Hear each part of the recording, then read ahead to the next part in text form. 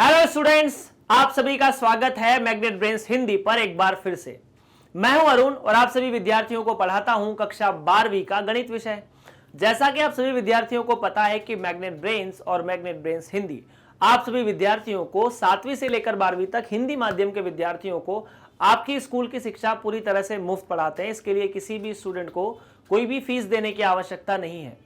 आज हम लोग बात करेंगे कक्षा 12वीं के बारे में। कक्षा 12वीं का गणित विषय आप चल रहे हैं, लगातार पढ़ रहे हैं। सारणिक चैप्टर हम लोग डिस्कस कर रहे हैं और सारणिक में आज हम लोग विविध उदाहरण डिस्कस करने की कोशिश करेंगे। आप सभी विद्यार्थी जो कक्षा 12वीं में हैं इस वीडियो को पूरी तरह से फ्री देख रहे हैं। कोई भी ऐसा प्लान नहीं है कि आपको इतना बोला जाए कि सारणिक और आव्यूह पढ़ने के बाद आपको बाकी चैप्टर पढ़ने के पैसे देने होंगे, ऐसा कुछ है नहीं। चलिए शुरुआत करते हैं प्रश्न नंबर 1 के साथ।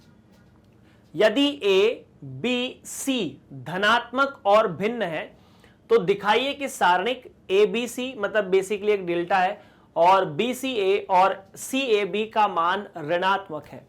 आपको प्रश्न में यह बोला है कि ए बी और सी भिन्न है। पहली बात तो धनात्मक है और भिन्न है ना।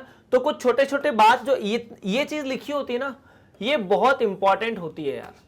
बात ऐसी है कि ए बी सी धनात्मक है, इसका मतलब है कि ए 0 से बड़ा है, बी भी 0 से बड़ा है और सी भी 0 से बड़ा है।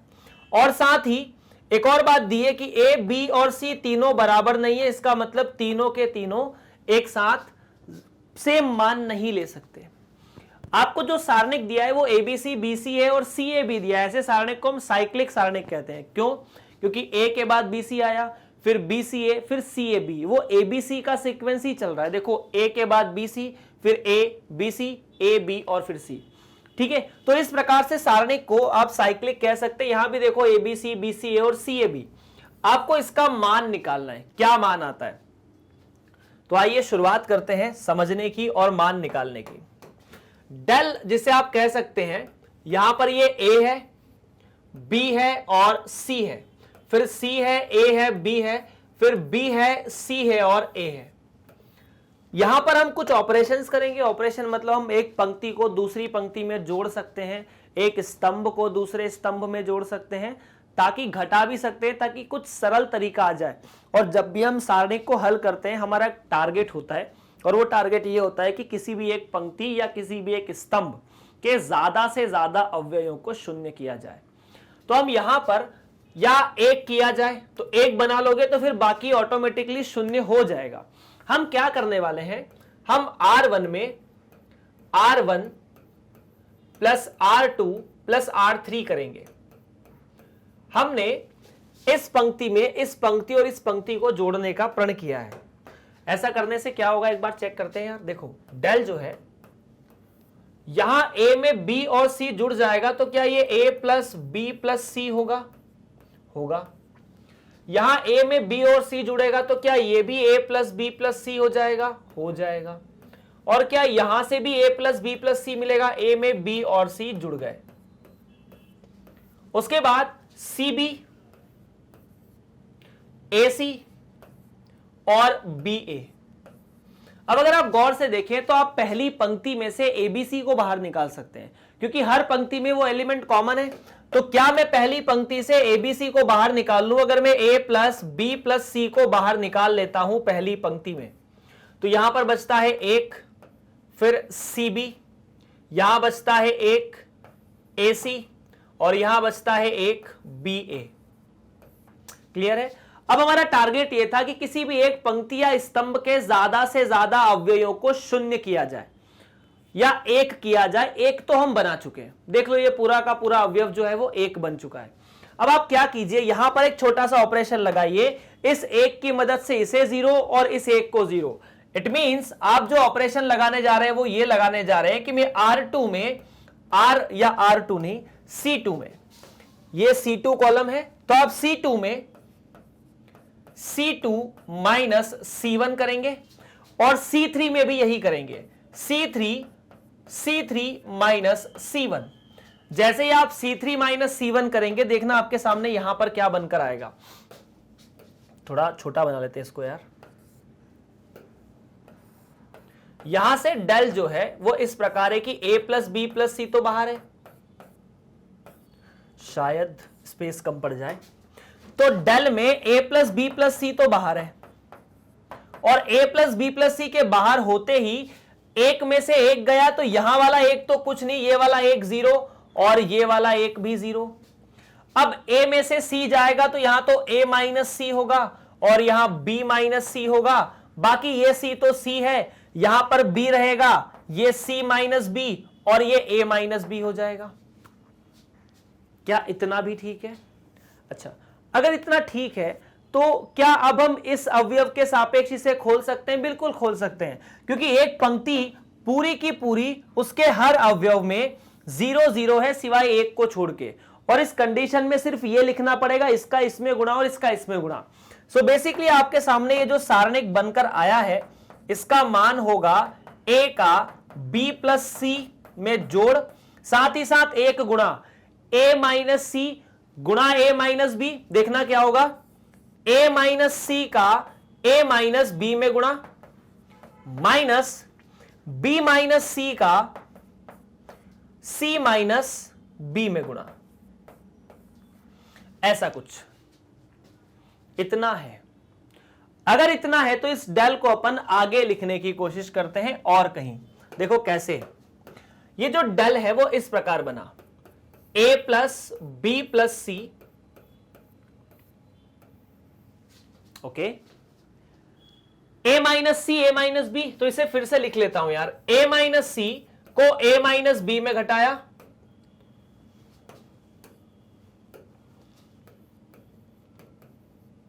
माइनस b माइनस सी c माइनस बी। अब देखो ये तो डेल है, ठीक है, ये a प्लस बी प्लस सी ये भी ठीक है। अंदर गुणा करें, क्या क्या हो रहा है ये तो हमें करना ही पड़ेगा। a का a में गुणा a का वर्ग, a का c में गुणा ac, ठीक है, a का b में गुणा माइनस ab, b का c में गुणा प्लस bc।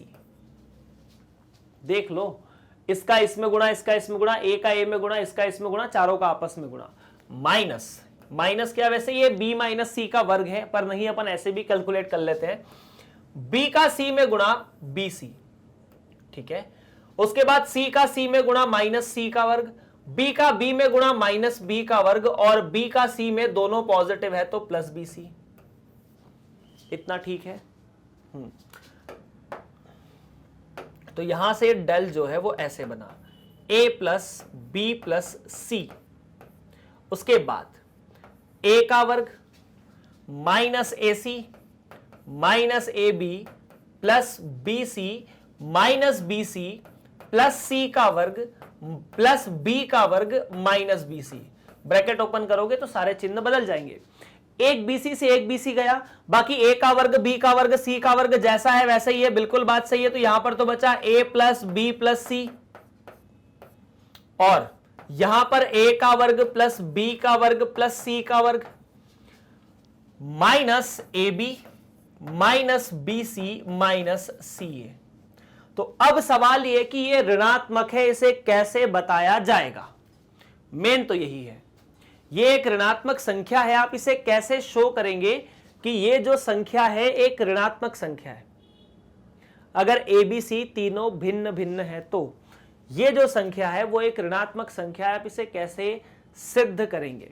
बाकी कैलकुलेशन जो है वो आप लोगों ने यहां पर कर लिया है, इसमें मुझे पूरी उम्मीद है कि कहीं कोई मिस्टेक तो नहीं है। इसमें इसका गुणा किया, इसमें इसका गुणा किया, हमने चेक किया, बेसिकली पूरा चेक किया। हमको सवाल में बोला है कि ये ऋणात्मक होना चाहिए, ए बी और सी दोनों तीनों धनात्मक है और तीनों बराबर भी नहीं है। क्या करेंगे सोचिए।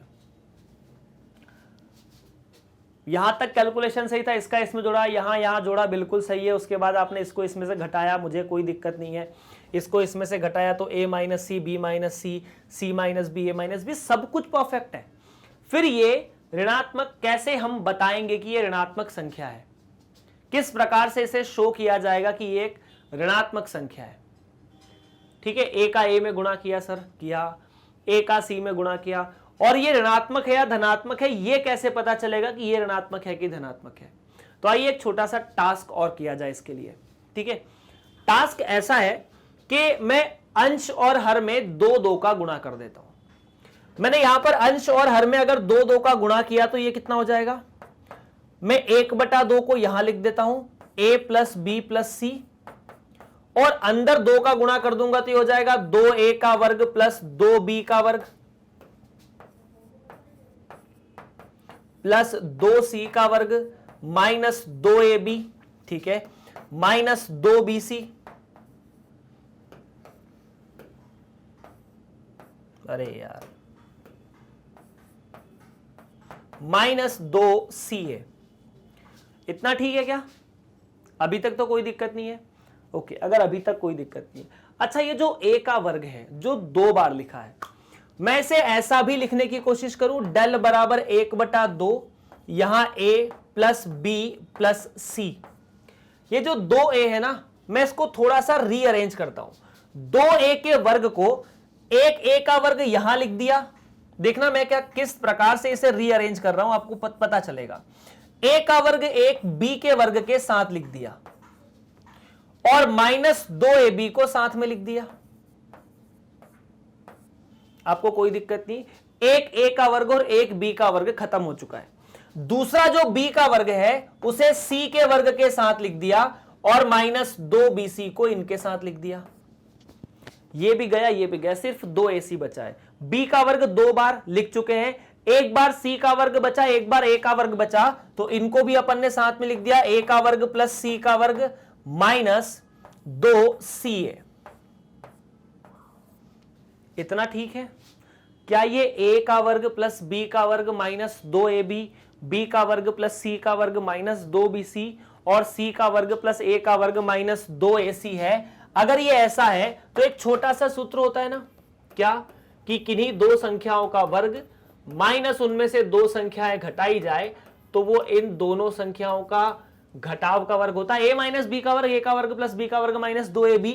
तो उस कंडीशन से ये जो डेल है 1/2 यहां a plus b plus c, और देखो क्या होगा, ये तो हो जाएगा a माइनस बी का वर्ग, b माइनस सी का वर्ग और c माइनस a का वर्ग।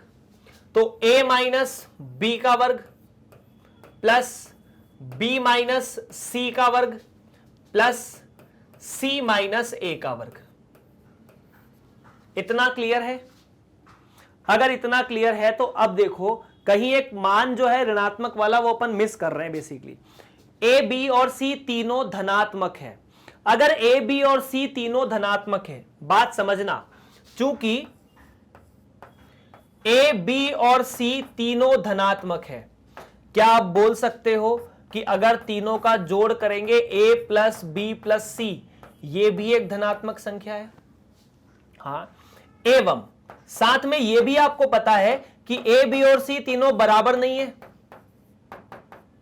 तीनों बराबर अगर नहीं है तो क्या a माइनस बी का वर्ग, एक बात बताइए, अगर a माइनस बी का वर्ग निकालेंगे तो क्या, चूंकि a और b बराबर नहीं है तो ये तो 0 नहीं हो सकता, ठीक है। अगर मैं b माइनस c का वर्ग निकालूं तो क्या ये b और c बराबर नहीं है तो ये भी 0 तो नहीं आएगा, 0 से बड़ी संख्या आएगी। और वैसे ही c भी a के बराबर नहीं है तो ये भी एक धनात्मक संख्या है। इट मींस ये भी पॉजिटिव है और ये भी पॉजिटिव है। बात इतनी क्लियर है क्या? तो इस केस में ये भी धनात्मक है, ये भी धनात्मक है, 1/2 यहां पर बचा है। तो हम कहीं पर एक माइनस साइन को मिस करते हुए आ रहे हैं बेसिकली, और कुछ नहीं किया हम लोगों ने। एक छोटा सा माइनस साइन है जो हमने मिस किया है कहीं ना कहीं।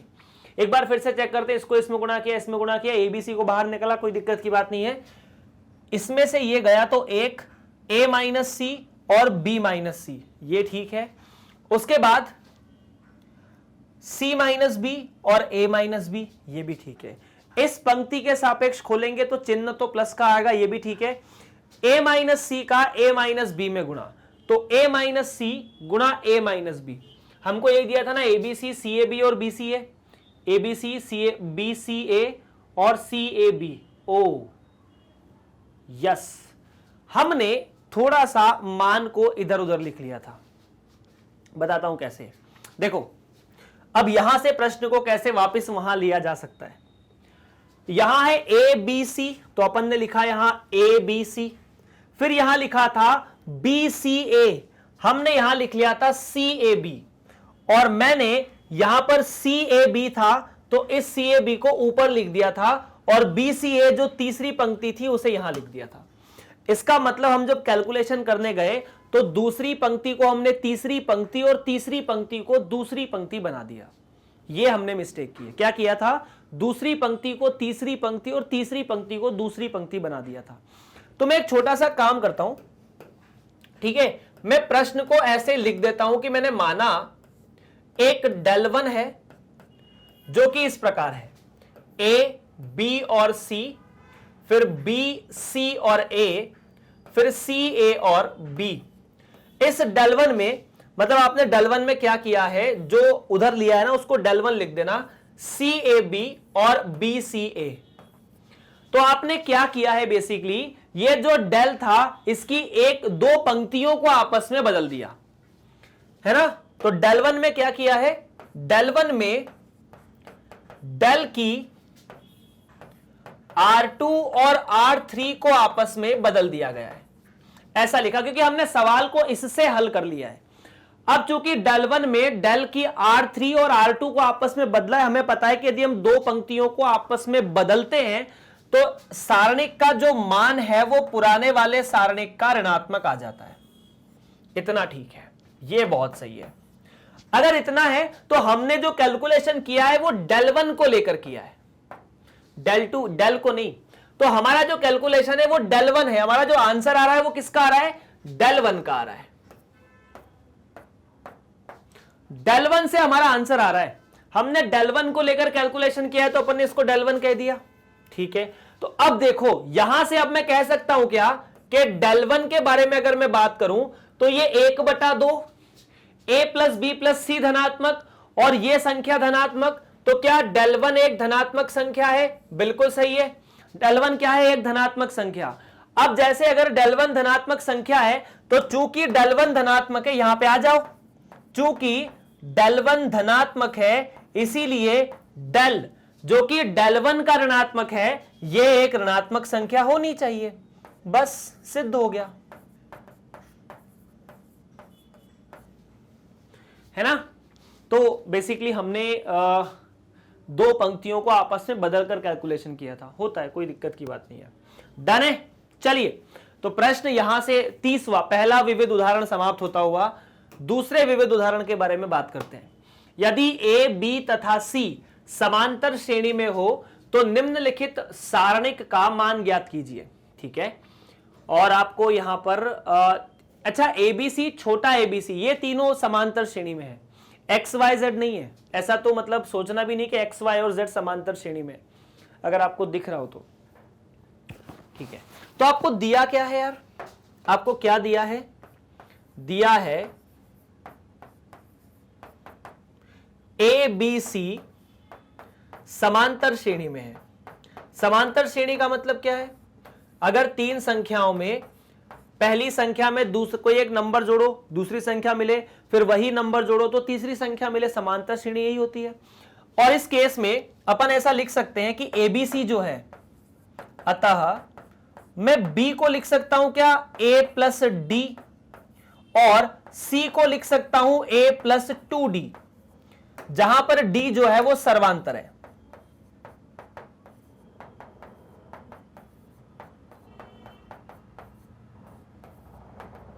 आप इस कहानी को समीकरण 1 नाम दे दीजिए, जरूरत पड़ेगी इसकी, है ना।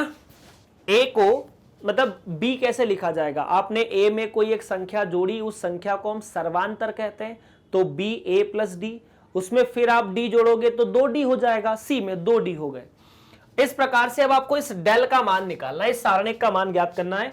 2y plus 4, 5y plus 7, 8y plus a। चलिए तो अपन ने जो डेल लिया है प्रश्न में, ये पुराना वाला कैलकुलेशन है, हटेगा, ये बिल्कुल हटेगा।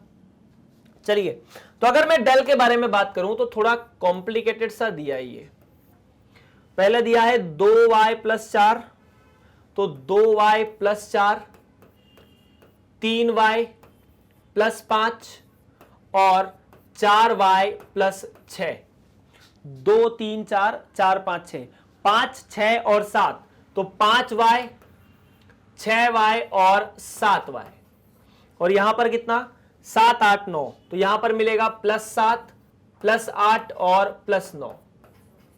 उसके बाद 8 9 और 10, तो 8y 9y और 10y प्लस प्लस प्लस। उसके बाद a b और c। अच्छा ठीक है, a plus b plus c।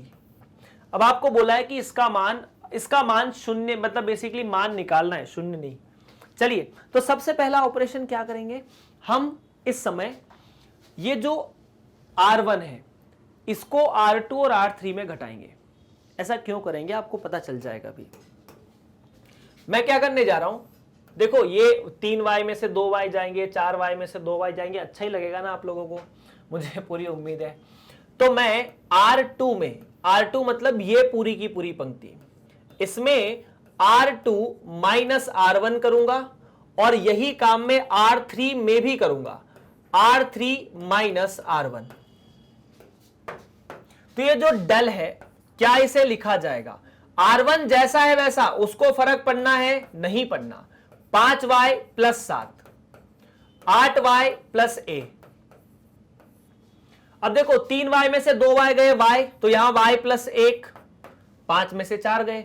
यहां पर भी y प्लस 1, 5 में से 4 गए, 6 में से 5 गए, 8 में से 1 गया। यहां y plus b minus a। Same चीज अगर यहां पर जाओगे तो बचेगा, देखो 2y में से 4y गए, 4y में से 2y गए, तो 2y प्लस 2, ठीक है। यहां पर फिर से 2y प्लस 2, देख लो 2y प्लस 2, और यहां पर जो बचेगा 10y में से 8y गए, तो 2y plus c minus a।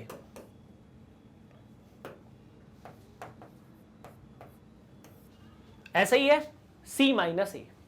Okay, चलिए अब चूंकि एबीसी समांतर श्रेणी में है, तो आप मुझे बता सकते हैं क्या कि b माइनस a कितना होगा, d के बराबर, और c माइनस a 2d के बराबर, यही है। तो बस अपन ने इसको लिख दिया। अपन ने क्या लिखा, हम लोगों ने लिखा कि ये जो आव्यूह है या जो ये सारणिक है वो वास्तव में ऐसा हो जाएगा, 2y प्लस 4 तो ठीक है, ये 2y प्लस 4, उसके बाद 5y प्लस 7 और 8y प्लस a। यहां पर ये y प्लस 1, यहां पर ये 2y प्लस 2, यहां पर y प्लस 1 और यहां y प्लस d, यहां 2y प्लस 2 और यहां 2y प्लस 2d। क्या आप तीसरी पंक्ति में से 2 को बाहर निकाल सकते हैं? हां, निकल जाएगा। अगर मैं तीसरी पंक्ति में से 2 को बाहर निकालता हूं तो क्या आएगा, देखो यहां तो 2y प्लस 4, 5y प्लस 7 और 8y प्लस a। अगर मैं दूसरी पंक्ति में से 2 को बाहर निकालता हूं तो यहां पर से अपने 2 को बाहर निकाल लिया, चलिए तो अपन 2 को बाहर निकाल के यहां रख देंगे और यहां पर बचेगा y प्लस 1, y प्लस 1 और वहां से गया तो y प्लस d।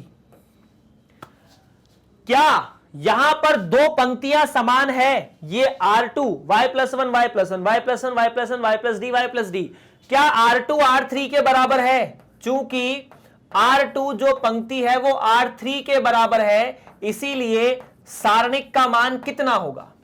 जब 2 पंक्तियां समान होती है या 2 स्तंभ समान होते हैं तो सारणिक का मान सदैव 0 होता है। यही आपका आंसर है। आपसे मान पूछा था क्या है? देखो देखने में कितना खतरनाक, कितना कैलकुलेटिव सवाल लग रहा है, पर ये उतना है नहीं या उतना था नहीं। क्यों? हमने कर दिया इसे सिंपल। बात तो यही थी। चलिए, तो प्रश्न नंबर 31 का जवाब भी आप लोग दे चुके हैं। सवाल को ध्यान से देखोगे तो जवाब ऑटोमेटिकली मिल जाएंगे।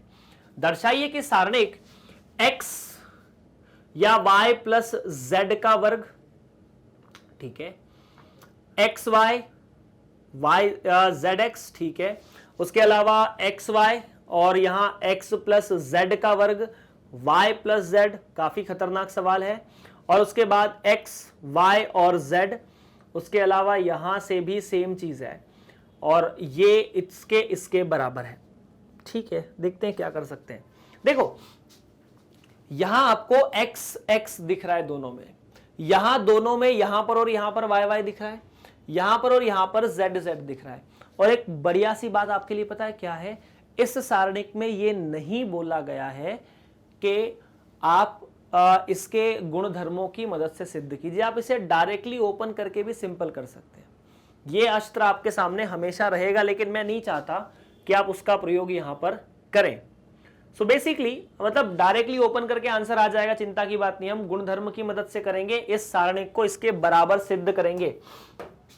तो देखो यार सीधी सीधी बात है, y प्लस जेड, अगर मैं यहां पर और यहां पर पूरी पंक्ति पूरे स्तंभ में x का गुणा कर दूं, यहां y का गुणा कर दूं, तो उससे होगा तो कुछ नहीं। अगर हम यहां पर x का गुणा कर दें पूरी पंक्ति में, यहां y का और यहां z का, तब भी कुछ खास असर नहीं होने वाला, बिल्कुल सही है। अगर हम मतलब सोच रहा हूं बेसिकली मैं भी, है ना, क्योंकि काफी समय, ये काफी टेढ़ा सवाल है। टेढ़ा क्यों है? क्योंकि डायरेक्टली आपको यहां पर एक एक जैसे अवयव बनते हुए दिखेंगे नहीं। तो हम क्या कर सकते हैं, सोचिए। हम एक काम करते हैं, y प्लस जेड जो है, अगर a प्लस बी के वर्ग का सूत्र देखें तो a प्लस बी का जो वर्ग है वो ऐसा होता है a का वर्ग प्लस b का वर्ग प्लस 2ab। ठीक है, तो यहां तो y का वर्ग प्लस z का वर्ग आएगा, x का वर्ग तो होगा नहीं, तो उसमें अपन 2x और 2y जोड़ दें, ये भी नहीं होगा। और यहां पर जवाब में देखो तो x y z आपको बाहर दिख रहे हैं, ध्यान से देखिए, जवाब में आपको x y और z बाहर दिख रहे हैं। उसके बाद x plus Y plus Z की घात 3 है, मतलब कहीं ना कहीं प्रश्न में x plus Y plus Z तो मुझे बाहर निकालना ही है। पहली बात तो अपन ने ये देखी, क्योंकि यहां पर घात 3 है, अब बेसिकली हमें इसको बाहर ही निकालना पड़ेगा।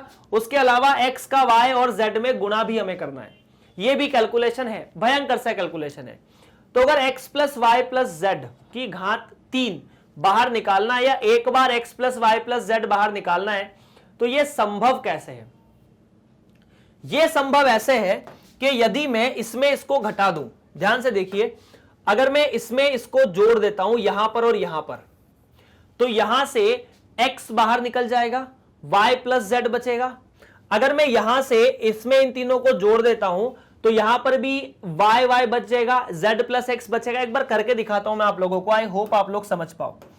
एक काम करते हैं, पहला जो ऑपरेशन परफॉर्म करने जा रहे हैं, पहला ऑपरेशन यह है कि मैं C1 में C1 plus C2 plus C3 करूंगा। डेल क्या देगा देखो, अगर मैं इसमें करता हूं तो y प्लस जेड का वर्ग, इसमें आपने x प्लस वाई जोड़ा है, एक्स वाई जोड़ा है और एक्स जेड जोड़ा है, इन दोनों में ध्यान से देखना क्या हो रहा है। नेक्स्ट है, आपने यहां पर एक्स वाई में क्या जोड़ा है, आपने एक्स वाई में x प्लस जेड का वर्ग जोड़ा है और y जेड जोड़ा है। सेम चीज आपने यहां एक्स वाई में y z और x प्लस वाई का वर्ग जोड़ा है। बाकी कहानी में एक्स वाई जैसा है वैसा, इसको कोई चिंता की बात नहीं है, एक्स वाई है, ये x प्लस जेड का वर्ग है और यहां पर ये y z है, ठीक है। उसके अलावा ये जेड एक्स है, ये भी ठीक है, वाई जेड है और x प्लस वाई का वर्ग है। अब यहां से आप देखो, ये इन दोनों में से x x को कॉमन निकालोगे, ध्यान से देखो, अगर आप यहां से x x को कॉमन निकालोगे तो देखो इसके बारे में बात करता हूं। ये जो लिखा है ना y प्लस जेड का वर्ग plus X Y plus X Z, आप इसे ऐसा लिख सकते हैं क्या, y प्लस जेड का वर्ग प्लस, यहां से अगर आप x को बाहर निकाले तो y प्लस जेड। अब अगर आप यहां से y प्लस जेड को भी बाहर निकाल लें तो क्या ये ऐसा बन जाएगा, y प्लस जेड गुणा x plus Y plus Z. उसी तरह से इसे भी ऐसे ही लिख सकते हैं। देखो ध्यान से, अगर मैं यहां पर बात करता हूं एक्स वाई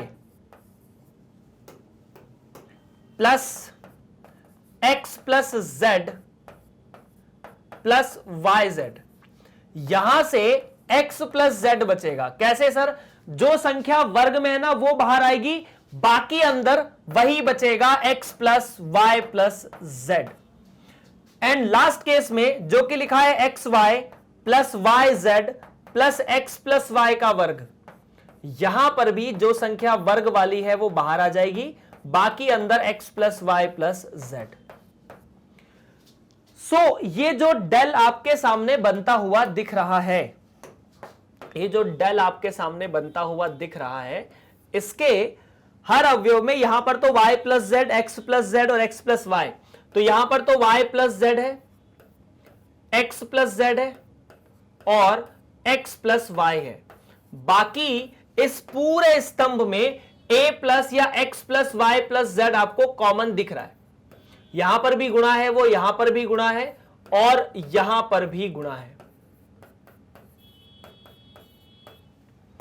बाकी फिर क्या, बाकी वही X Y X plus Z, तो यहां X Y X plus Z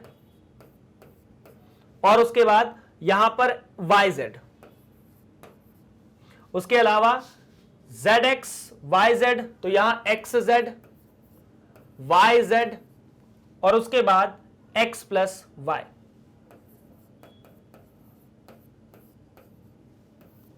क्या पूरे पहले अगर स्तंभ से बात करूं तो क्या मैं यहां से x plus Y plus Z को बाहर निकाल सकते हैं? अगर मैं x plus Y plus Z को बाहर निकालूं तो यहां y plus Z, X plus Z, X plus Y, ठीक है।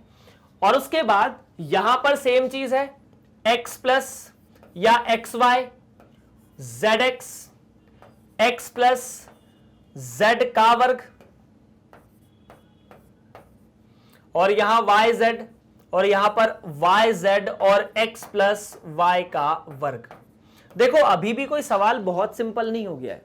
ऐसा इसलिए क्योंकि अभी भी अगर आप प्रश्न को देखेंगे ना बड़े गौर से तो आपको यही पता चलेगा कि इस केस में भी काफी चीजें बची। एक बार X plus Y plus Z बाहर आया है, बाकी और हमको तो 3 बार लाना है प्रश्न के हिसाब से, एक बार नहीं 3 बार लाना है सर जी। तो दूसरी बार में और क्या किया जा सकता है, यही सोच सोच के सवाल को हल करना है बेसिकली। अगर ये जो लिखा है ना y plus Z, Z plus x और यहां x प्लस या x प्लस वाई, अगर मैं इस पूरी पंक्ति में x का गुणा कर दूं, इस पूरी पंक्ति में तो किसी को कोई दिक्कत नहीं होगी। x का जब मैं गुणा करूंगा तो मैं x से भाग भी दे दूंगा। तो अगर मैं यहां पर ध्यान से सुनना, मैं R1 में x से गुणा करने जा रहा हूं, है ना। हम क्या करने जा रहे हैं, हम R1 में या C1 में, R1 नहीं, मैं C1 में x C1 करने जा रहा हूं। जब मैं ऐसा करता हूं तो मुझे x से भाग भी देना पड़ेगा। आप यदि किसी एक पंक्ति या किसी एक स्तंभ में ऑपरेशन लगाएंगे तो वो ऑपरेशन आपको यहां पर मतलब वो इधर भी करना पड़ेगा बेसिकली। ओके सो फाइन, अभी देखो आगे क्या होगा।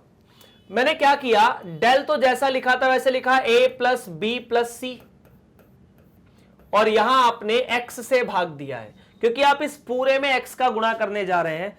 अगर ऐसा करें तो अगले ही पन्ने पे करते हैं यार, काफी कैलकुलेटिव हो जाएगा अदरवाइज।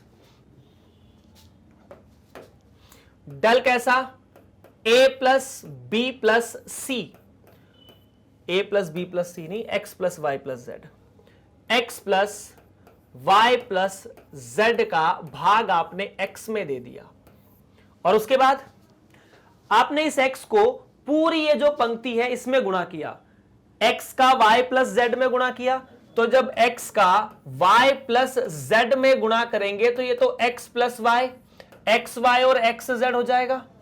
तो पहला जो अवयव है वो हो जाएगा X Y plus X Z. देखना क्या होगा, ठीक है। उसके बाद यहां गुणा करोगे तो x का x प्लस जेड में गुणा किया जाए, अगर x का x प्लस जेड में गुणा किया जाए तो ये हो जाएगा x का वर्ग प्लस z। और इस केस में यहां पर अगर मैं x का इसमें गुणा करूं x प्लस वाई में तो ये हो जाएगा x का वर्ग प्लस एक्स वाई, यहां x भी साथ में होगा। तो x का वर्ग प्लस जेड एक्स, यहां मिलेगा x का वर्ग प्लस जेड एक्स और यहां x का वर्ग प्लस एक्स वाई। क्या मैं सही हूं? जी बिल्कुल पूरी तरह से सही हूं। अब उसके बाद यहां पर तो है एक्स वाई और यहां जेड एक्स, इतना ही है क्या? X Y Z X, X plus Z और वाई जेड। यहां पर लिखा है एक्स प्लस जेड का वर्ग और यहां वाई जेड। यहां पर क्या लिखा है? वाई जेड यहां पर है और एक्स प्लस वाई का वर्ग यहां लिखा हुआ है, तो यहां वाई जेड और यहां एक्स प्लस वाई का वर्ग। ओके, अच्छा ये देखो, यहां एक्स प्लस वाई है, यहां एक्स प्लस वाई है, तो मैं कुछ छोटे छोटे ऑपरेशन लगाने की कोशिश कर रहा हूं, देखना क्या होगा। एक ऑपरेशन लगाया जाए, क्या लगाया जाए? सी, इस ऑपरेशन को ऑपरेट किया जाए, अगर मैं इस ऑपरेशन को C1 में ऑपरेट करता हूं या C2 में ऑपरेट करता हूं, C2 में ऑपरेट करने पर मुझे क्या मिलेगा? अगर मैं इस ऑपरेशन को C2 में ऑपरेट करता हूं तो C2 में ऑपरेशन लगाने के लिए मैं कह सकता हूं क्या कि मैंने C2 में C3 को जोड़ा और C1 को घटा दिया, इसमें इसे जोड़ा और इसे घटा दिया, तो x प्लस वाई में एक्स जेड जोड़ा तो x plus Y X Z, ये घट जाएगा तो ये तो जीरो हो जाएगा, क्योंकि ये और ये मिला के तो ये है। बात समझ में आई क्या? अगर ये और ये मिला के ये है तो क्या मैं यहां से ऐसा कह सकता हूं कि ये जो डल है, अभी तो ये लंबी कहानी जाएगी मेरे हिसाब से, या तो हो सकता है मैंने गलत रास्ता चुन लिया हो, मतलब हो सकता है कोई सिंपल इससे मेथड हो जो हमें क्लिक ना की हो, ऐसा संभव है उसी समय पर। ऐसा नहीं कि आप जो सोच रहे हो वो नहीं संभव है। अगर बेसिकली यार ऐसा नहीं करना चाहिए, वैसे हमें कहीं से एक x plus Y plus Z का और बंदोबस्त करना चाहिए था। मतलब हमने जो यहां पर x का C1 में गुणा किया ना, इससे दूसरा रास्ता और भी हो सकता है जहां पर हम x plus Y plus Z का बंदोबस्त कर सकते हैं। अगर इन दोनों को जोड़ के फिर यहां लिखे तो क्या होगा? एक्स जेड बाहर आ जाएगा, तो यहां पर बचेगा सिर्फ, देखिए, अच्छा ऐसा करें, अगर मैं इन दोनों को यहां जोड़ता हूं, इसको यहां जोड़ूंगा तो फिर से कुछ नहीं आएगा, एक बार तो ये दोनों बाहर आ जाएंगे, बाकी ये बच जाएगा, बाहर तो नहीं आएगा, सब दूर से एक ही चीज। और मतलब बेसिकली देखो बात ऐसी है कि यहां दो एलिमेंट गुणा है, यहां पर भी दो गुणा है, लेकिन यहां एक एक चीजें लिखी हुई है। एक ये भी समस्या हमारे सामने है जरूर, तो चलिए हम जो कर रहे हैं फिर वही करते हैं। अगर ऐसा कुछ है तो देखते हैं क्या होगा। मैंने अगर ऐसा किया है, देखना क्या होगा। C1 तो जैसा है वैसा एक्स वाई एक्स जेड, ये x का वर्ग प्लस जेड एक्स और x का वर्ग प्लस एक्स वाई। आपने इसमें ये जोड़ा तो भाई साहब ये हुआ एक्स वाई एक्स जेड में से ये गया तो जीरो। हमारा टारगेट क्या है? अल्टीमेटली किसी एक अवयव को जीरो ही करना है, ठीक है। इसमें ये जोड़ोगे तो x प्लस जेड का वर्ग, ध्यान से सुनना क्या होगा, अगर आप x प्लस जेड के वर्ग में एक्स वाई जोड़ोगे माइनस x का वर्ग प्लस z का एक्स जेड घटाओगे तो क्या मिलेगा? देखो फटाफट। अच्छा सॉरी, यहां पर एक्स वाई नहीं है, यहां जेड वाई जेड है, वाई जेड, ठीक है। ये तो मिलता है x का वर्ग प्लस y का वर्ग प्लस 2xy, या 2x या x का वर्ग y का वर्ग, क्यों? x का वर्ग प्लस z का वर्ग plus 2xz plus yz minus x का वर्ग माइनस zx। देखो x के वर्ग से x का वर्ग चला जाएगा, बचेगा यहां z का वर्ग, xz से xz गया, यहां पर बचेगा zx प्लस yz। अब ये जो बचा है ना z का वर्ग प्लस zx प्लस yz, आप इसमें से z को बाहर निकालोगे तो क्या बचेगा? x plus y plus z। यहां से z बचेगा, यहां से x और यहां से y। सो बेसिकली ये जो अवयव है उसमें z बाहर है और साथ में x plus y plus z है। हमें यही चाहिए था, अगर आपको ध्यान हो तो हमें ये चाहिए था। नेक्स्ट है ये कैलकुलेशन, मतलब सवाल अगर भारी है तो होगा ही यार। इसको इसमें जोड़ना फिर ये घटाना, तो आपने क्या किया है यहां पर y z में x प्लस y का वर्ग जोड़ा है और उसमें से क्या घटाया है, ये चीज x का वर्ग प्लस एक्स वाई। तो यहां से वाई जेड प्लस एक्स का वर्ग प्लस वाई का वर्ग प्लस 2xy माइनस एक्स का वर्ग माइनस एक्स वाई। एक्स के वर्ग से एक्स का वर्ग गया, एक्स वाई से एक्स वाई गया, यहां पर बचता है y का वर्ग plus Y Z plus X Y. तो अगर आप यहां से y को बाहर निकालते हैं, देख लो क्या होगा। अगर आपने यहां से y को बाहर निकाला तो क्या है, यहां पर बचता है y plus Z plus X, मतलब वही x plus Y plus Z. तो यहां से फिर क्या बचा, यहां y, यहां x plus Y plus Z. और उसके बाद यहां एक्स जेड हमें कोई जेड एक्स है, बहुत अच्छी बात है, यहां वाई जेड है, अच्छी बात है, और यहां एक्स प्लस वाई का वर्ग है। हो गया सवाल यार, कोई दिक्कत नहीं है, सॉल्व हो गया। कैसे, देखो कैसे, इस पंक्ति से, ये वाली पंक्ति से क्या फिर एक्स वाई निकाला जा सकता है। ध्यान से सुनना, X plus Y plus Z क्या ये वाले स्तंभ से बाहर आ जाएगा, बिल्कुल आ जाएगा। तो जो डेल है उसमें आप ये वाली पंक्ति से X plus Y plus Z को फिर बाहर निकालोगे, तो X plus Y plus Z एक बाहर बैठा था, एक और आया, तो दोनों ने मिलके अपने आप को डबल किया और यहां बचा है एक्स, ये वाला। अब एक्स वाई एक्स जेड, ठीक है, यहां तो एक्स वाई है प्लस एक्स जेड है, उसके बाद एक्स का वर्ग एक्स जेड और एक्स का वर्ग एक्स वाई। अब यहां एक्स का वर्ग प्लस एक्स जेड और एक्स का वर्ग plus plus plus plus plus X Y. Actually एक संबंध यहां से भी आ सकता है कि ये एक्स जेड है, ये एक्स वाई है, लेकिन अभी हम उसके बारे में सोचेंगे ही नहीं सोच रहे यार, देखते हैं क्या होता है। और यहां पर जो है, यहां तो 0 था, यहां z और यहां y बचेगा। ऐसा क्यों, देख लो, क्योंकि यहां सिर्फ z है और यहां y है। एक्स जेड बहुत अच्छी बात, वाई जेड अच्छी बात है, तो यहां पर एक्स जेड वाई जेड और यहां पर बचता है एक्स प्लस वाई का वर्ग।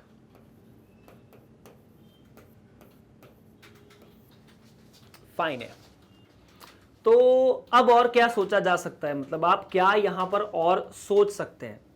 सोचने का ऐसा हो सकता है ना, अगर आप गौर से सोचो तो मैं इस दूसरे स्तंभ में y का गुणा कर दूं, दूसरे स्तंभ में y का गुणा करके उसको तीसरे में फिर घटा दूं, या फिर यहां इसे घटा दूं। नहीं, यहां घटाने पर जो अवयव है वो 0 होगा नहीं, हालांकि ये भी 0 नहीं होगा, इसके बारे में कुछ सोचना पड़ेगा। एक्स वाई यहां पर है, यहां पर है, ठीक है। अगर एक्स जेड इन दोनों में से कुछ ऐसा किया जाए, मैं सोच रहा हूं बेसिकली, इसमें से अगर इसे घटाओगे तो एक्स का वर्ग माइनस एक्स जेड हो जाएगा। नहीं, फिर तो मैं ऐसा, बेसिकली इस 0 को नहीं छेड़ना है, मैं ये चाहता हूं कि ये 0 सुरक्षित रहे, इसमें कोई परेशानी ना हो। तो अगर ऐसा करना है तो मैंने एक और नया काम किया कि मैं C2 स्तंभ में, मैं क्या कर रहा हूं, मैं C2 में डायरेक्टली यहां कर देता हूं y C2 कर देता हूं। मैं C2 में y का गुणा करूंगा तो मुझे y का यहां गुणा करना पड़ेगा, यहां y का गुणा करोगे तो 0, यहां y का गुणा करोगे तो y, और यहां y का गुणा करोगे तो वर्ग हो जाएगा, ठीक है। मतलब उसके बाद हम बहुत कुछ डायरेक्टली भी ओपन कर सकते हैं, ऐसा नहीं कि नहीं कर सकते। अब यहां पर एक और नया ऑपरेशन लगाया जाए कि C3 में से C2 घटा दिया जाए, इसमें से इसे घटा दो, ये एक और 0 हो जाएगा। बस इसके बाद हम ओपन कर देंगे, चिंता की बात नहीं है, काफी लंबा हो चुका है। C3 में C3 माइनस C2, ठीक है, देखते हैं क्या होता है। तो डेल, यहां तो एक्स वाई जेड का वर्ग है, X plus Y plus Z का वर्ग, और यहां एक्स वाई, और यहां पर X Y plus X Z, ठीक है।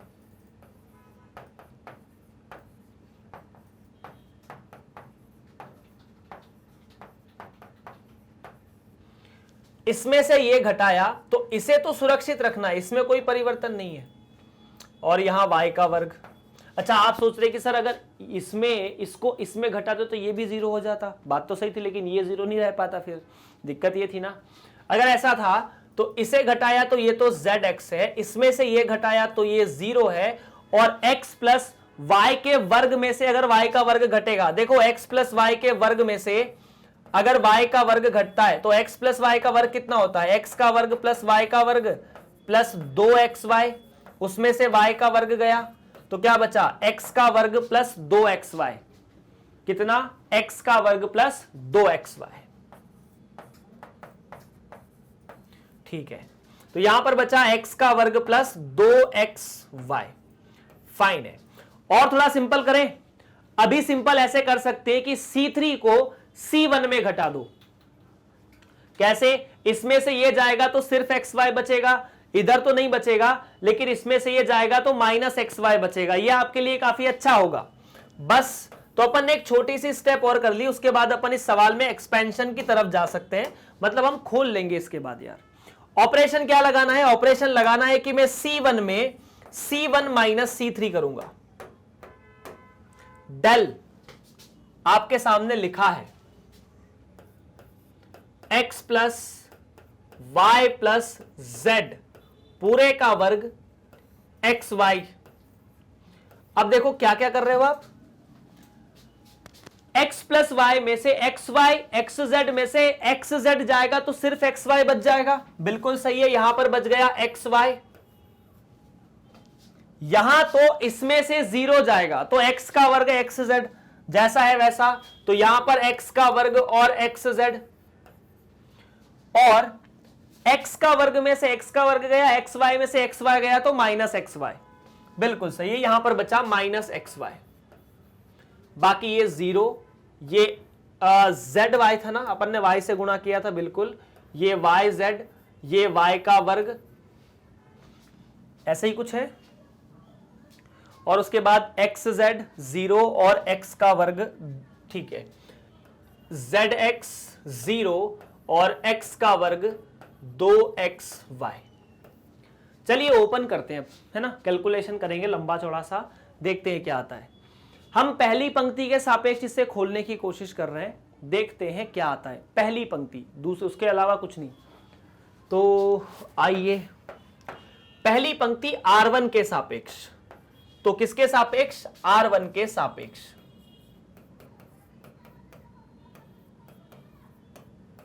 ये प्लस लगेगा, इसके आगे माइनस, ये प्लस लगेगा, हालांकि इसके आगे माइनस लगाओगे तो फर्क नहीं पड़ रहा, 0 का गुणा करोगे तो भले ही प्लस में करो कि माइनस में करो।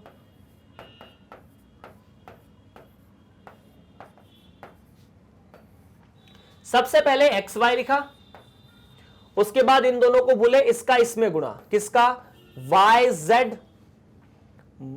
का गुणा एक्स का वर्ग प्लस 2xy, माइनस इसका इसमें गुणा करोगे तो 0 आएगा, इसीलिए इसको लिखने की आवश्यकता नहीं है, पर लिख लो, थोड़े समय के लिए कैलकुलेशन रहना चाहिए। उसके बाद इसका तो कैलकुलेशन है नहीं, बचा ये, क्या बचा, माइनस या प्लस zx, इसका इसमें गुणा, x का वर्ग एक्स वाई का y के वर्ग में गुणा, तो x का वर्ग प्लस एक्स वाई का या एक्स जेड का y के वर्ग में गुणा, माइनस माइनस एक्स वाई का एक्स जेड में या वाई जेड में गुणा। फाइन, अब देखो आपको क्या क्या मिलता है। डेल बराबर x plus Y plus Z पूरे का वर्ग गुणा एक्स वाई, देखना क्या होगा यहां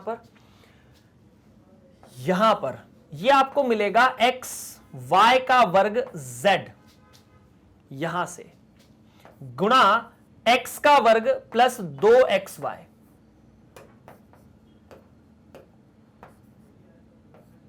प्लस एक्स जेड तो यहां पर है, ठीक है, जेड एक्स, यहां पर x का वर्ग प्लस एक्स वाई का y के वर्ग में गुणा, और यह हो जाएगा प्लस y का वर्ग X Y, X Z, sorry X Z होगा ना, x का z में गुणा, y तो हो चुका, ठीक है, फाइन। ओके, देखो यहां पर y का वर्ग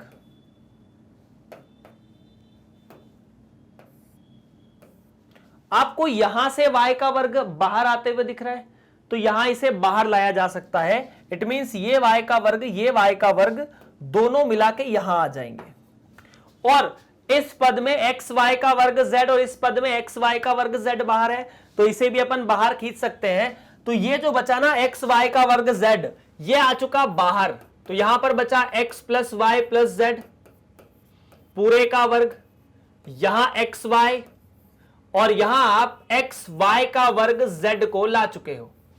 अभी क्या समस्या है? तो अभी समस्या है x का वर्ग 2xy, x का वर्ग xy और xz। ठीक है, तो x का वर्ग 2xy, ठीक है, तो हमने लिखा यहां पर x का वर्ग प्लस 2xy प्लस x का वर्ग xy xz। ठीक है, तो यहां से x का वर्ग xy प्लस xz, इतना ही है। क्या आपको पूरे समीकरण में से फिर x बाहर निकलता हुआ दिख रहा है? देख लो, हर अवयव में से x बाहर निकलता हुआ दिख ही रहा होगा।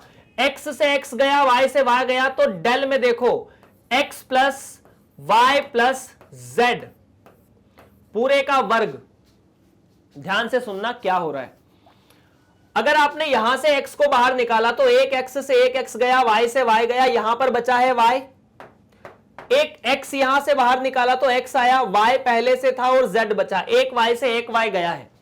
अब उसके बाद यहां पर तो बचा है x, यहां पर 2y, ठीक है, यहां पर बचा है x, यहां पर y और यहां पर z।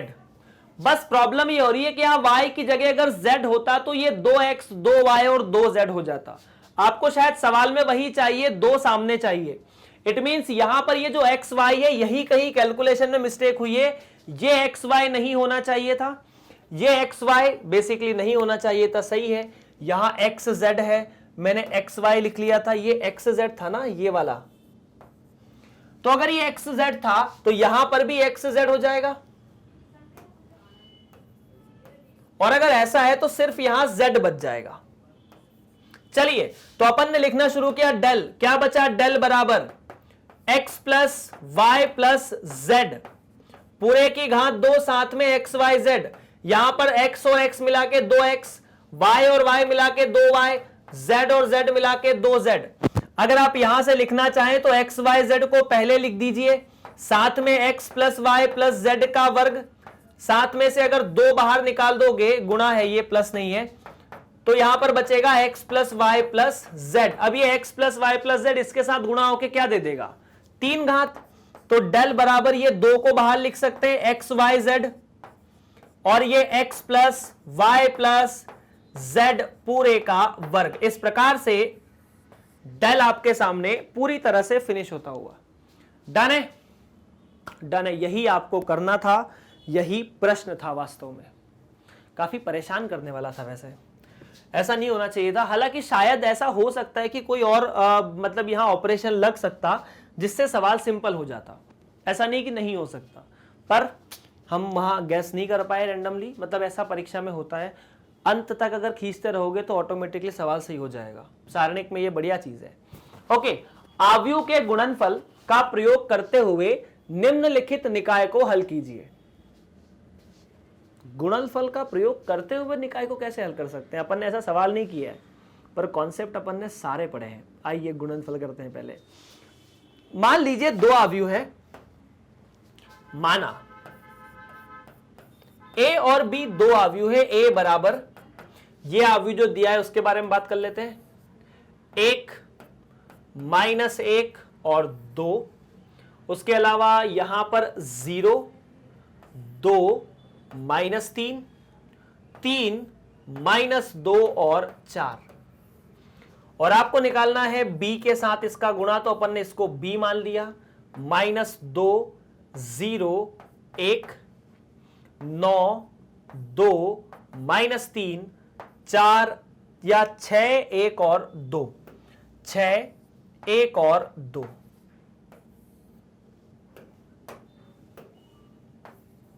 चलिए a का b में गुणा करते हैं। पहले ये पुराना प्रश्न है जो आपको बहुत समय तक याद रखना है।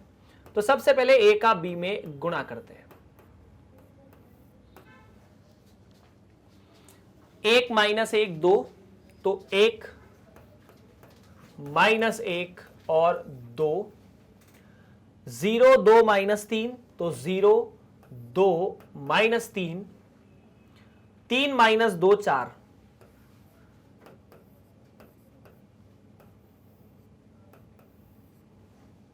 उसके अलावा माइनस 2 0 1, तो माइनस 2 0 1, 9 2 माइनस 3, तो 9 2 माइनस 3, आफ्टर दैट 6 1 और माइनस 2, तो 6 1 और माइनस 2।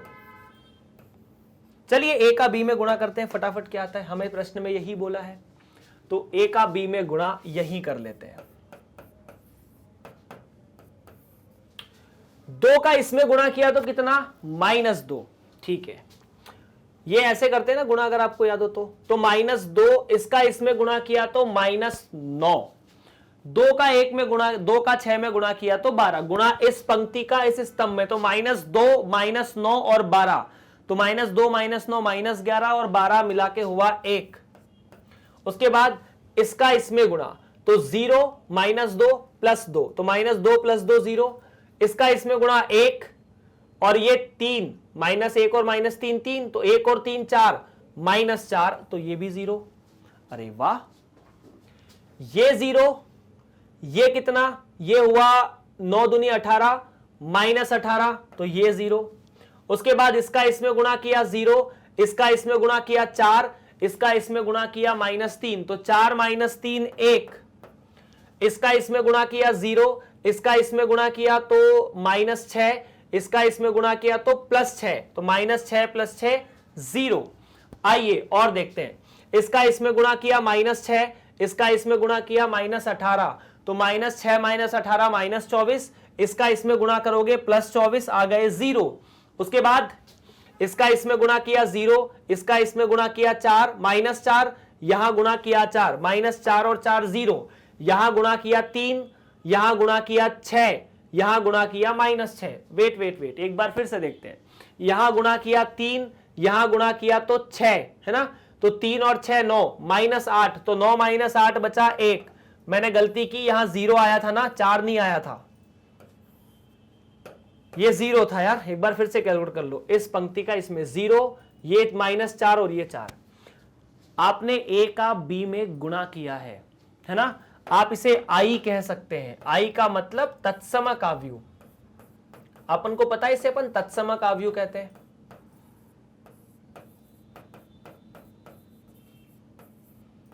इसका मतलब क्या होगा यार, तो क्या आप ऐसा कह सकते हैं कि हमने a का b में तो गुणा किया, लेकिन जब मैंने a का b में गुणा किया तो मुझे I मिला। इसे I3 भी कह सकते हो, 3 कोटि का तत्समक आव्यूह। चेक करो फटाफट, सही है कि गलत है।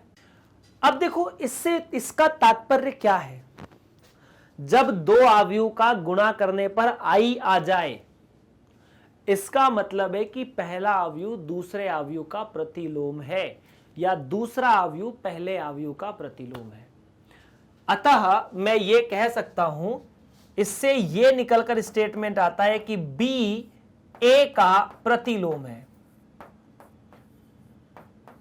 क्या यह बात सही है? अगर B A का प्रतिलोम है तो क्या मैं यहां से लिख सकता हूं कि A के प्रतिलोम को B लिखा जाना चाहिए? अब ऐसे तो सर हर सवाल में अलग अलग स्टेटमेंट आ सकते, यहां इसकी आवश्यकता क्यों है अभी पता चलेगा। चलिए हम अब समीकरणों को हल करते हैं। हमें इसके बाद और भी तो 2-3 चीजें दी है कि समीकरण को भी हल करना, उनका प्रयोग करते हुए। तो अपने पास जो समीकरण है उनको फिर से लिखेंगे अपन क्या? हाँ जी, समीकरण क्या है? x माइनस वाई 2z बराबर 1। तो यहां से लिखा x minus Y plus 2z बराबर 1। नेक्स्ट है 2y माइनस 3z बराबर 1। तो यहां से लिखा अपन ने 2y माइनस 3z बराबर 1। और लास्ट में अपन ने लिखा है 3x minus 2y plus 4z बराबर 2। तो 3x minus 2y plus 4z बराबर 2। डन है? ठीक है, अगर इतना डन है तो मेरी साइड से भी डन है। क्या डन है? आप इस तरह के समीकरण को हल करने के लिए एक आव्यूह बनाते हो a वाला, है ना। अब चूंकि a आव्यूह अपन ने प्रश्न में माना है, तो अपन यहां पर उस आव्यूह को d आव्यूह कह देते हैं, है ना। d आव्यूह का मतलब है अपन ने कोफिशिएंट से बनाया, इसके समीकरणों से बनाया बेसिकली, मतलब इनके जो गुणांक है x, y और z के, तो यहां 1 है, यहां -1 है और यहां 2 है, फिर 2 है, यहां -3 है, रुको 2 नहीं है, ये x नहीं है यहां पर। अगर x नहीं है तो उसका गुणांक 0 माना जा सकता है, बिल्कुल। अगर कोई संख्या नहीं है तो उसका गुणांक 0 होगा। उसके बाद z, यहां 3, -2 और 4। उसके बाद b आव्यूह भी आपको बनाना पड़ेगा। b आव्यूह का मतलब जो गुणांकों से बनाया जाता है, 1, 1 और 2, और x आव्यूह मतलब जो जितने चर होते हैं उन सभी को हम स्तंभ के रूप में लिख देते हैं।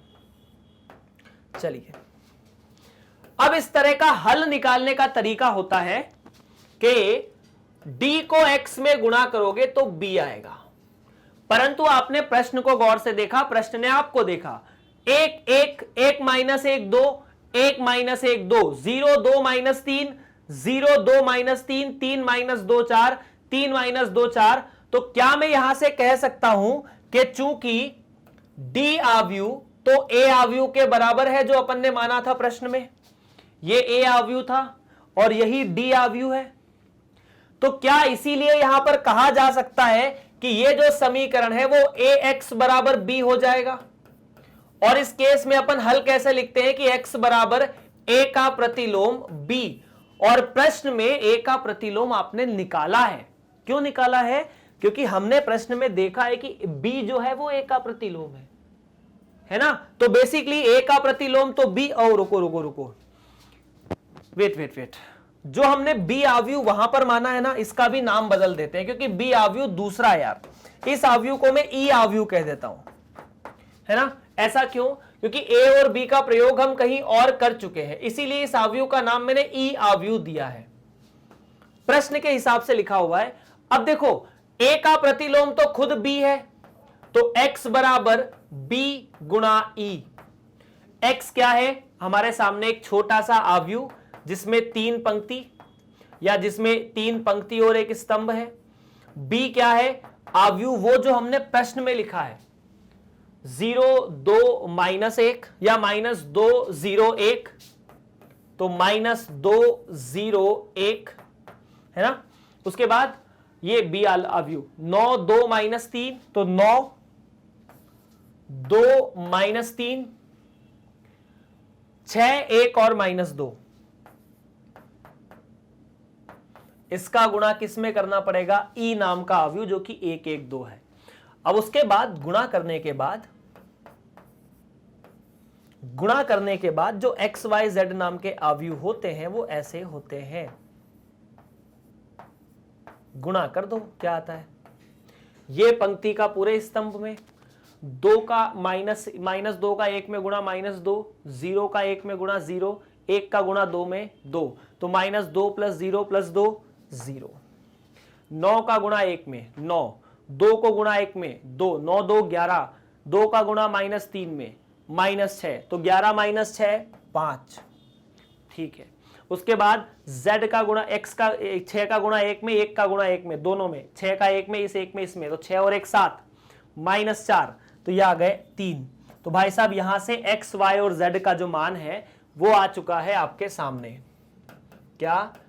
x का जो मान है वो 0, y का मान 5, z का मान 3। तो क्या 0, 5 और 3 किसी एक समीकरण को संतुष्ट कर रहे हैं? एक बार चेक करा के देख लेना यार। इस समीकरण में देख लो, x का मान 0, y का मान -5, z का मान 3, तो -5 और 6 1 आ रहा है। यहां रख के देख लो, ये हो जाएगा 10 -9 1 आ रहा है। यहां तो 0 है ही, यहां अपन ने रखा -5 तो -10 और ये हुआ 12, बिल्कुल सही है, 2 आ रहा है। तो अपना जो मान है वो पूरी तरह सही है। ये जो मान आप फाइनली निकालते हो इनको किसी एक आध समीकरण में रख के देख लेना, हालांकि तीनों में रख के देख लेना अगर आपका कैलकुलेशन फास्ट हो और आपके पास समय हो तो। अगर कुछ गलत हुआ तो आप उसे चेंज कर सकते हो। चलिए प्रश्न ये वाला भी यहां पर समाप्त। अब बात करते हैं 34वें उदाहरण की, विविध उदाहरण जो आपकी किताब में दिया है। a plus B X, C plus D X, P plus Q X, A X plus B, C X plus D, P X plus Q, U V W बराबर 1 माइनस एक्स का वर्ग, A B, A C P, B D Q और U V W. Wow, बढ़िया सवाल है। कैसे करेंगे? करते हैं कुछ प्रबंध। देखो, सबसे पहले आप यहां पर एक कॉलम नंबर 2 देख लीजिए। बेसिकली ये जो कॉलम नंबर 2 है और कॉलम नंबर 1 है, इनमें जो अंतर है, ये वाला x इसकी जगह इसके साथ चला गया, यहां पर ये वाला x इसकी जगह यहां चला गया, यहां ये x इसकी जगह यहां चला गया। सो बेसिकली एक गलती यहां हुई है। क्या हुई है कि x कहीं और जाना था, कहीं और चला गया।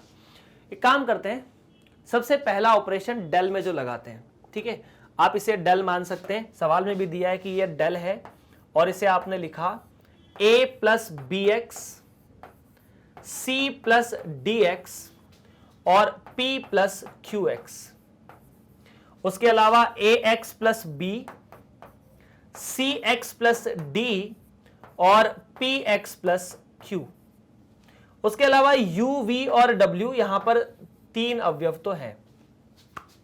काम करते हैं, इस पूरे समीकरण या पूरे C2 में आप x का गुणा कर दीजिए। C2 में C2 x का मतलब बेसिकली C2 में आप C2x कर रहे हैं, तो यहां से क्या होगा, आप ऑपरेशन जो पहला लगा रहे हैं वो ये लगा रहे हैं कि मैं C2 में C2, चलो वहीं लिख लेते हैं जहां पर ऑपरेशन लगाएंगे। तो पहला ऑपरेशन जो है वो कुछ ऐसा है कि C2 में C2x किया जा रहा है, मतलब x का गुणा होगा। अब अगर x का गुणा होगा तो अकेला x का गुणा नहीं कर सकते, उसका भाग भी देना पड़ेगा। तो भाग आपने बाहर दे दिया, तो ये जो डेल है वो इस प्रकार से आपके सामने कि 1/x तो यहां पर है। C2 में आपने C2x लिखा है तो C2 नहीं, सॉरी R2, C2 में नहीं करेंगे यार, ये पूरी पंक्ति में करेंगे। तो R2, ये R2 पंक्ति है तो ये R2 गुणा x हो जाएगा। तो ये तो a प्लस बी एक्स है, इसको चिंता नहीं है। उसी तरह ये c प्लस डी एक्स है, इसमें तो कोई चिंता की बात नहीं है। और उसके साथ ये p प्लस क्यू एक्स है। जब मैंने यहां पर x का गुणा किया तो ये बचा a x का वर्ग प्लस बी एक्स, सी एक्स का वर्ग प्लस डी एक्स और उसके अलावा पी एक्स का वर्ग प्लस क्यू एक्स। उसके अलावा u, v और w तो है ही, है ना, u, v, w। चलिए फाइन है। आप ऐसा कर सकते हैं क्या कि इस C2 में C1 को घटा दो या C1 में C2 घटा दो, जो आपकी मर्जी। ऐसा क्यों होगा, ध्यान से देखो, इसमें से ये जाएगा तो bx से bx गया, dx से dx और qx से qx गया, सब चले जाएंगे, कुछ बचेगा क्या? नहीं बचेगा। तो इस केस को मैं ऐसे कह सकता हूं क्या कि ये जो डेल है, मैंने एक इसमें ऑपरेशन लगा दिया, वो ऑपरेशन में लिख देता हूं। ऑपरेशन क्या लगाया मैंने ऑपरेशन लगाया कि मैं R1 में R1 माइनस R2 कर रहा हूं। सवाल लगभग फिनिश। तो अगर R1 में R1 माइनस R2 करेंगे तो 1/x तो बाहर है, bx में से इसमें इसे घटाओगे तो bx से bx गया, क्या बचेगा? a माइनस ए एक्स का वर्ग, यहां पर c माइनस सी एक्स का वर्ग और यहां p माइनस पी एक्स का वर्ग। बाकी ये ए एक्स का जो वर्ग है इसको कोई चिंता नहीं है, bx के साथ में लिखा है। ये सी एक्स का वर्ग है, इसे भी कोई चिंता नहीं है, dx में लिखा है और इसे भी पी एक्स का जो वर्ग है qx में लिखा है। हालांकि इतना करने की आवश्यकता नहीं थी, हम सीधा का सीधा R1 में R2 या बेसिकली सीधा R1 में R2x का टाइम्स घटाते तो आ जाता। खैर ठीक है। अब देखो a माइनस एक्स का वर्ग, आप इसमें से a को अगर बाहर लेंगे तो आपके सामने पहला जो स्तंभ है या पहला जो अवयव है वो ऐसा बनेगा। डेल बराबर 1/x, यहां से आपने a को बाहर निकाल लिया तो 1 माइनस एक्स का वर्ग, ठीक है। अगर आप यहां से c को बाहर निकालते हैं तो यहां पर भी 1 माइनस एक्स का वर्ग, और अगर आप यहां से p को बाहर निकालते हैं तो वहां पर भी 1 माइनस एक्स का वर्ग। You can verify. देखो कैसे, यहां से गया a, यहां से गया c, यहां से गया p, ये c x का वर्ग है ना। उसके बाद अगर आपको ध्यान हो तो आप यहां से x को बाहर निकाल सकते हैं। फिर से यहां से x को बाहर निकाला, यहां से और यहां से, देखिए यहां से x एक तो बाहर आ जाएगा, यहां से भी x बाहर आ जाएगा, यहां से भी x बाहर आ जाएगा। तो यहां पर या फिर इस x को बाहर निकालूंगा तो यहां पर बचेगा ax प्लस b, फिर से वही, यहां से अपन ने x को बाहर निकाला तो क्या बचेगा cx प्लस d, और यहां से x को बाहर निकाला तो px प्लस q। क्या मैं सही हूं? बिल्कुल सही है। उसके बाद u v w का तो अभी कोई रोल भी नहीं है। अब ये x को देखो, यहां से 1 माइनस एक्स का वर्ग बाहर निकलेगा पहली पंक्ति से, दूसरी पंक्ति से x x बाहर निकलेगा तो डेल ऐसा हो जाएगा क्या, 1 माइनस एक्स का वर्ग, यहां तो x बटे में x, देख लो।